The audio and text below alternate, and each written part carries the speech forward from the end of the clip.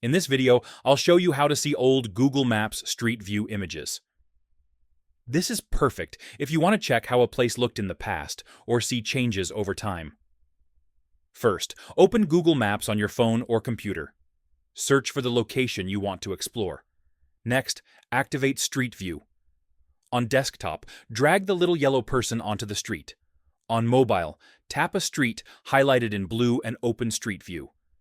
Once Street View opens, look at the top left corner. Tap or click See More Dates.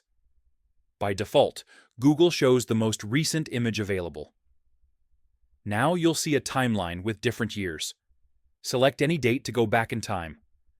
Some locations have many years available, while others may have only a few. Popular cities usually have more Street View history than rural areas. You can scroll through dates to see buildings, roads, and surroundings. Change over time. That's how you view old Street View images on Google Maps. If this helped, like the video and subscribe for more helpful guides.